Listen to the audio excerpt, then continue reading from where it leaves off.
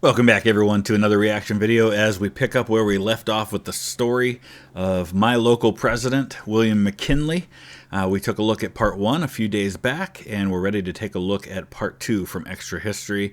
They have not released part 3 yet, but there is one coming. It's been 11 days since this part 2 came out, so I'm comfortable with going ahead and doing the reaction now. I definitely encourage you to be watching Extra History for part 3 to come out and check it out before I do my reaction to it. I'll give them at least probably a week or so before I react to part 3. If you didn't see my reaction to part 1, I'll put that link down in the description, as well as the link to the original for part 2. I want to thank Todd down the road from me in Reynoldsburg, Ohio. Thank you, Todd, so much. Signed up for Patreon back in May, and I couldn't be happier about that. I really appreciate it, Todd. Let's dive in. We now return to the World's Fair in Buffalo, New York, September 5th, 1901. After his speech of trade policy is complete, President William McKinley embarks on a tour of the World's Fair. This year, it has a very specific focus. It's the Pan-American Exposition, celebrating the explosion of the American continent, and especially the United States, onto the world stage. For And these world fairs, that's exactly what they were meant for, and they very often resulted in really extravagant things. Like the Eiffel Tower was built for when the World's Fair was held in France, and it wasn't originally intended to last forever. It was intended to be a temporary structure built in honor of the 100th anniversary of French independence. And then it was going to be torn down after so many years, but it ended up becoming this great tourist attraction. So the Pan American Exposition is exactly what they're saying it is. It's right at the time when the United States is starting to eye its place on the world stage, and it's in conjunction with all the other things that are happening with imperialism, with the eyes toward what's going to become the Spanish, or what was the Spanish-American War, which was a couple years before this, and Hawaii, and the Philippines, and the expansion of the Navy. This is a part of all of that. Strolling through this with his entourage, it is a celebration of his own role in that emergence. The buildings are in Spanish colonial style, recalling the former Spanish possessions the United States now holds. The Native American chief Geronimo is displayed as a live exhibit near a reconstructed Native American village, recalling the last American conquest.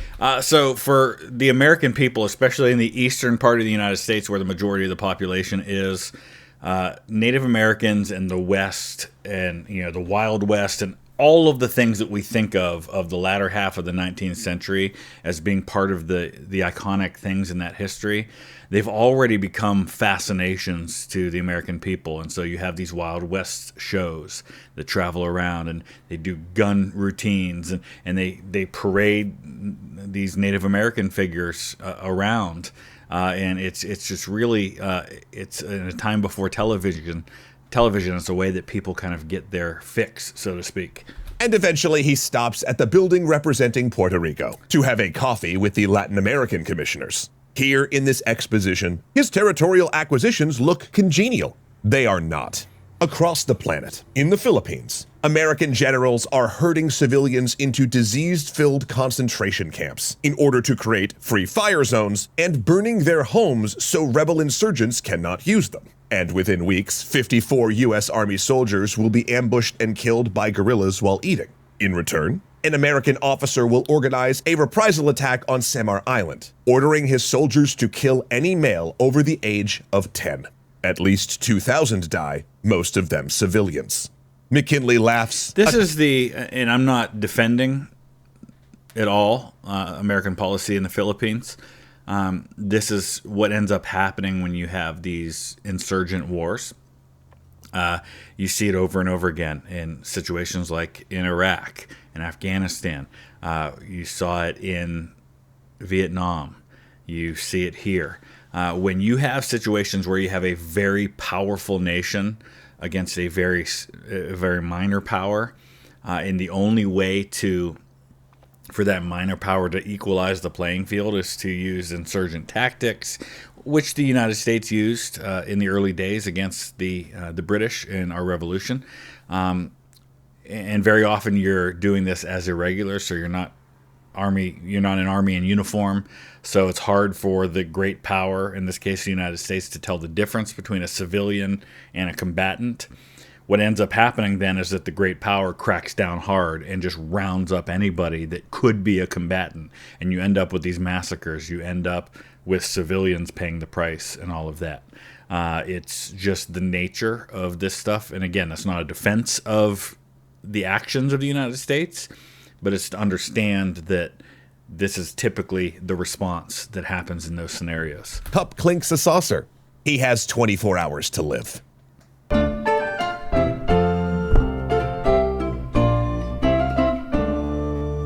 This headline-making episode is brought to you by Ground News, my personal go-to for navigating today's chaotic media landscape, and who we thank for supporting today's historical tale. On March 4th, 1897, William McKinley took the oath of office as a disgruntled and uncomfortable Grover Cleveland looked on. And the outgoing president had reason for discomfort, even beyond his severe gout, because the Democrats had suffered a drubbing in the election of 1896. One big enough to change politics at the national level for decades. Since before the Civil War, Republicans and Democrats had controlled roughly equal blocks, creating close elections and a presidency that regularly changed hands. Yet it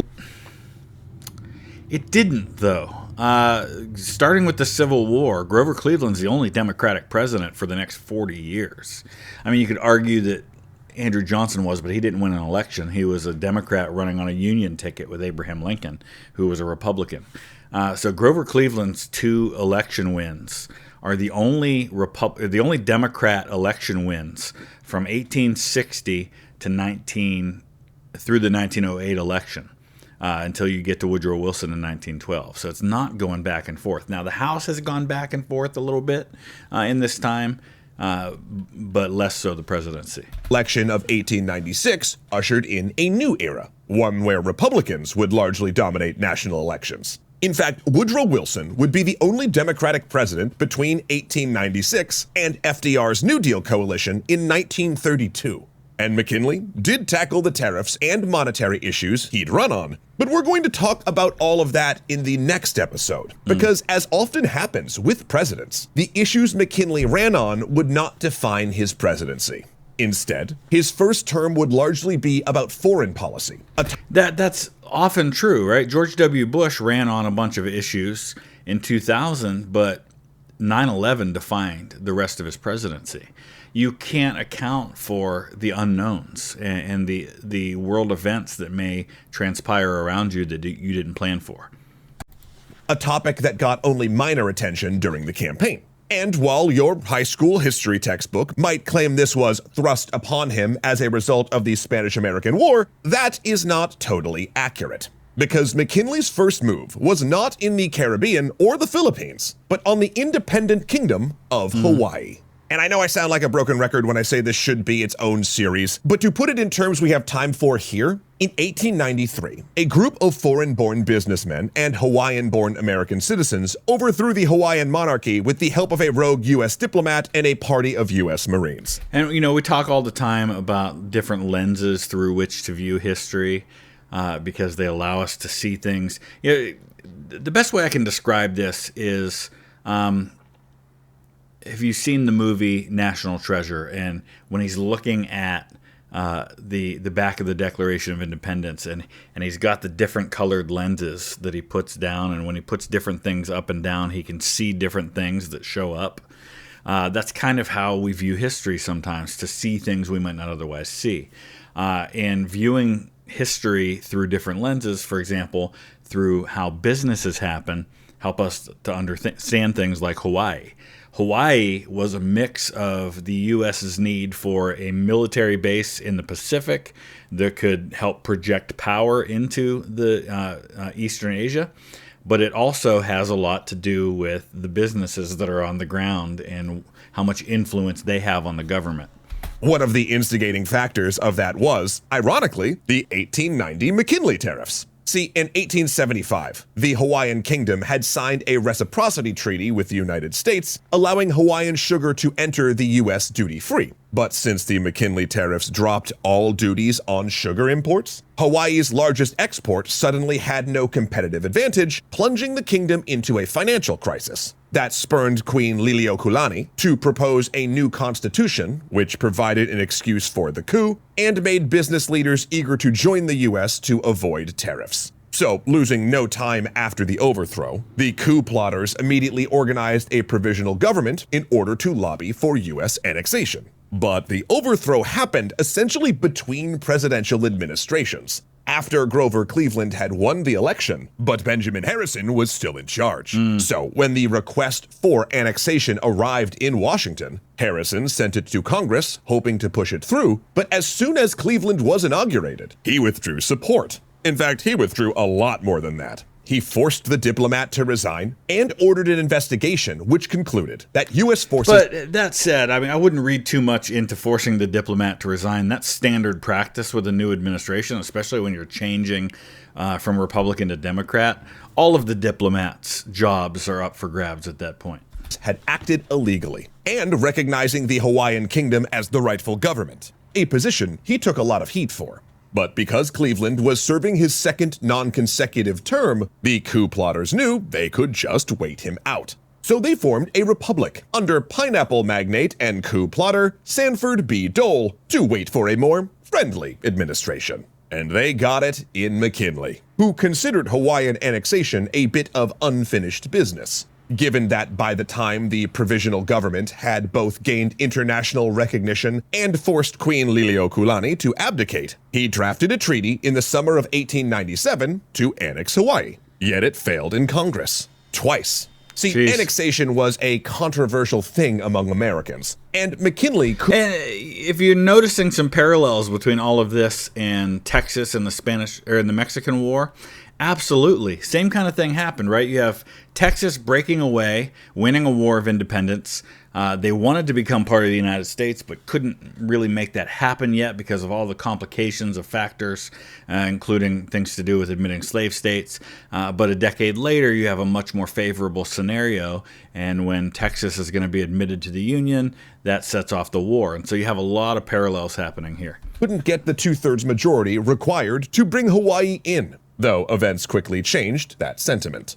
In 1895, a rebellion broke out against the Spanish Empire in Cuba. This wasn't a new thing, really, so much as a continuation of an uprising that had begun in 1868, then temporarily ceased a decade later when the Spanish government promised reforms, then failed to deliver on them. When the rebellion restarted, the Spanish government flooded Cuba with troops, deploying 200,000 men and fighting a brutal counterinsurgency that aimed to starve the rebels of both supplies and their civilian support. Their main tactic was to separate the civilians from the rebels, forcing them to relocate to Spanish-controlled territory, then destroying their fields, homes, and livestock so they could not be used by the rebels.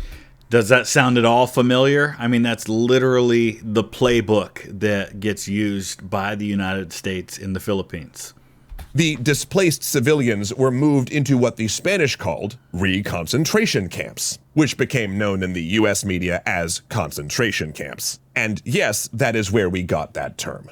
These camps were horrific, and within the first few years, roughly 100,000 Cubans interned there had died from starvation and disease. This horrified both Congress and the American public, which increasingly favored U.S. intervention both on humanitarian grounds and in support of revolutionary freedom. And remember, too, that the United States has largely operated on the Monroe Doctrine, which is the idea that basically Europe needs to stay the heck out of North and South America.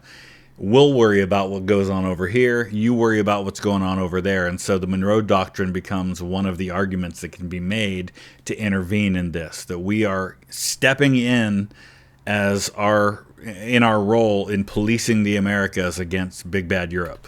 And during the campaign of 1896, both parties had expressed support for the Cuban rebels, but to McKinley, that was different than a full-on military intervention. Unlike the expansionist faction of his Republican Party, McKinley was no warmonger, because unlike many of his contemporaries, he'd personally experienced heavy combat and knew how atrocious war could be. If he could avoid the conflict, he would. So, while calls for war grew in the newspapers, in Congress, and in his own cabinet, he tried to exhaust diplomatic avenues and issue ultimatums. However, these weren't mere words. He also positioned American fleets in Hong Kong to threaten Spain's most lucrative possession, the Philippine Islands, and at the end of January 1898, sent one of America's newest and most impressive warships, the USS Maine, to Havana Harbor. 3 weeks later, on February 15th, the USS Maine exploded for unknown reasons, killing 261 men out of a crew of 355. Unknown reasons at the time, but the evidence seems pretty strongly in favor of it having been an internal explosion. There's really no way now we'll ever know for sure, but it was blamed on a Spanish mine. Almost certainly was not that. Now, the cause of the explosion remains unclear, though modern investigations generally attribute it to high concentrations of combustible dust in the ship's coal bunker, which then set off its forward magazines. However, other evidence does suggest a mine could have been to blame. But in 1898, government inquiries definitively ruled the explosion to have been due to an external mine, and the call of "Remember the Maine, to hell with Spain" echoed across newspapers. This is a time in history when we have something called yellow journalism, which is basically a time when newspapers were so thirsty for getting the sensational headline that would sell papers that they didn't have a lot of problem with maybe fudging the facts. Okay, the facts might say this, they might not, but hey, we're going to go with what sells papers. And what sells papers is the evil Spanish blew up our battleship and killed hundreds of American sailors in Havana Harbor. We need to go to war. Never mind what the facts might say. Media titans such as William Randolph Hearst pressed for action. Still, McKinley tried to avoid it, leading Assistant Secretary of the Navy Theodore Roosevelt to quip that the president, quote, "has the backbone of a chocolate eclair." But not all were calling for war. In fact, there was a significant anti-imperialist faction in both Congress and the public, made up of prominent voices like Mark Twain, Grover Cleveland, and McKinley's popular opponent, William Jennings Bryan. Now, in a reversal of what you might expect, it was generally the more conservative voices in the country that opposed imperial ambitions. Progressives, people who tended to favor expanding African American rights and worker protections, were the ones rooting for America to acquire territory for the purpose of economic expansion, great power jockeying, and Christianization. And this is why you can never say there was a party switch, because parties evolve and ideologies evolve.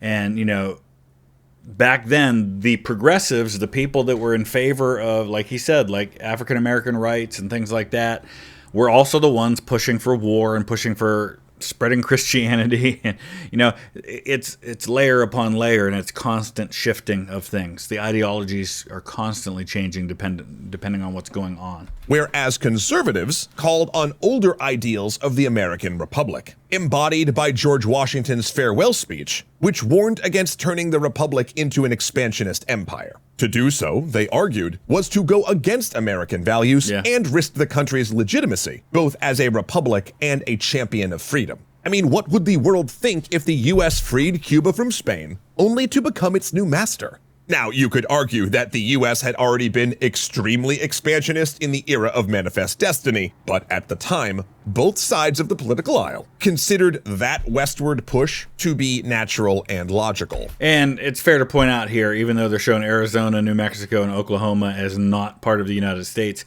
they just weren't states yet. They were still part of the United States, they were just territories. This action would be pushing beyond what they considered America. Finally, reluctantly, McKinley asked Congress to give him the power to declare war. Congress said yes, but anti-imperialists added the Teller Amendment, stating that the United States could not establish permanent control over Cuba. Over Cuba. If you're wondering why a war that started over Cuba ended up acquiring the United States, Puerto Rico, and the Philippines, but not Cuba, there you go. Hey, there's John Hay. He was Abraham Lincoln's private secretary. And so began a conflict that McKinley's Secretary of State referred to as, quote, a splendid little war. Yeah, so John Hay's a fascinating figure. He's Lincoln's private secretary. He ends up rising through the ranks that way. He marries, I think his wife was the daughter of Amasa Stone, who was a railroad magnate, who was one of the reasons why John D. Rockefeller ended up being as wealthy as he was. It's a whole story there that maybe we'll cover when I go up to Lakeview Cemetery next week. It was over almost before it began. In the first move of the war, America moved its modernized fleet from Hong Kong to Manila Harbor and confronted the Spanish, the result of which was only a battle in the academic sense. Once Commodore Dewey gave his now famous order, "You may fire when ready," the U.S. Navy annihilated their Spanish opponents with powerful long-range fire. The Spanish were reduced to trying and failing to ram the U.S. vessels. The entire Spanish fleet was sent to the bottom of the bay, with 77 killed and 271 wounded. The Americans reportedly lost one man who died of a heart attack. It was a victory so total that it took American military and political leaders off guard. The last time the U.S. had fought a European power had been 1812, and that was extremely tough going. Could it really be this easy? Emboldened, U.S. is a different animal in this time period than we were in 1812. 1812, we're still trying to get off the ground. We're relatively small. Now we're a pretty significant power. We're an emerging world power, though we're not on the level of a UK or a Germany yet, but we're getting there, and Spain's on the decline. Dewey realized that with the Spanish fleet gone and most enemy troops deployed in Cuba, the Philippines was open for the taking. And while the Teller Amendment did bar the U.S. from taking over Cuba, it didn't say anything about the Philippines or, any other Spanish possessions. Quickly, an American cruiser seized the island of Guam, while another force snatched up Puerto Rico, which, it should be noted, Spain had actually made autonomous and was suffering none of the humanitarian abuses the U.S. military was supposedly invading to stop. Meanwhile, in Cuba, troops moved into Santiago, where Theodore Roosevelt captured the media spotlight with his Rough Riders at the Battle of San Juan Hill. McKinley, for his part, was no passive observer either. For the first time, modern telecommunications allowed the White House to become a war room. He used telephones, telegraph, and signals broadcasts to keep abreast of war events across the Caribbean and the Pacific and communicate with commanders. But the effort did drive him to exhaustion in the 4 months of active fighting and 3 months of treaty negotiations afterward. One particular issue in negotiations was the fate of the Philippines, by far Spain's most lucrative colonial possession. Yeah. Initially, McKinley wanted Manila Bay to serve as an American naval and trading outpost, but in order to defend it, they needed the whole island of Luzon, and in order to defend that, the whole archipelago. Yet taking it risked a possible betrayal on several levels. First, setting up a colony could be seen as a betrayal of American principles. Second, it could be seen as a betrayal of their Philippine allies. When the U.S. had invaded, the Philippine revolutionary leader, Emilio Aguinaldo, returned from exile in Hong Kong to help rally troops to fight alongside the Americans. It's interesting how often, and it's not just Americans that do this, everybody's guilty of it, how often our principles are suddenly secondary when opportunities present themselves. Oh yeah, we believe in this stuff and we expect other people to stick to our principles. But in this case, we might be able to overlook our principles because daddy want, In a meeting with Commodore Dewey, Aguinaldo claimed Dewey promised independence in exchange for the Philippine guerrillas aiding U.S. troops. Dewey, by contrast, claimed he said no such thing. But whatever the truth, it could be perceived as going back on their word. On the other hand, the Philippines offered the U.S. access to lucrative Asian markets, and Hawaii, whose annexation passed due to war enthusiasm and a sneaky congressional maneuver that required only a simple majority, was a perfect way station. Meanwhile, as McKinley deliberated, he was informed that both Germany and Japan had designs on the Philippines, particularly the Germans, who had sent a fleet there as, quote, military observers. Right, so, and this is the thing. This is the catch-22 the U.S. is in. If we don't take it, somebody else probably will. And that was how everybody viewed everyone. That's how Japan and Germany and the UK and France, they're all gobbling up territories in different places. They're all looking for those ways to project power, especially the European powers. So the United States needs to get in on this. This is how they view it. Now that the U.S. had the Philippines, would it not be better to take possession of it rather than release it to be fought over by the great powers? Later, McKinley would tell a White House visitor a story of him pacing the halls late one night, unsure of what to do with the Philippines, praying for wisdom. But then suddenly, it came upon him that the only moral thing to do with these possessions, these islands that had fallen into his lap, would be to paternalistically raise the people of the Philippines up, give them instruction in their own self-government, and ensure that if they had a ruler, it would be a benevolent nation like the United States. And I firmly believe that William McKinley believed that. I have no reason to think he didn't feel that way and didn't legitimately see it as what was best for them. Of course, hindsight's 20/20, and we can look and see what happened and think, you know what, really wasn't so great for them. He also wanted to Christianize the population, which is odd considering they were already heavily Catholic. McKinley didn't know a lot about these islands, to be honest. There's a lot of Muslims there, too, though. I mean, I wouldn't go so far as to say, oh, well, they were all Christian anyway. There was a heavy Muslim population there. Even so, he ordered that his diplomats begin negotiating for the Philippines as well as Puerto Rico and Guam.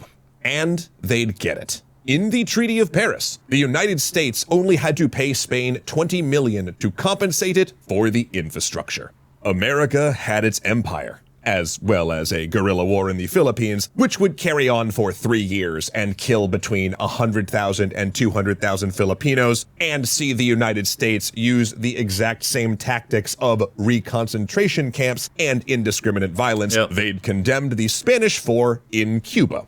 But McKinley wasn't done with the world. Not by a long shot, for his next move would be on China. Okay, that was good. Let me know your thoughts. Use the comment section below, and definitely be watching for part 3 of that to come out on Extra History, so you can check it out before I release my commentary sometime after that, probably about a week or so after that comes out. I want to thank Evan in New York City and Santiago in Chicago for your support on Patreon. Thank you so much. We'll see you again next time. Thanks for watching.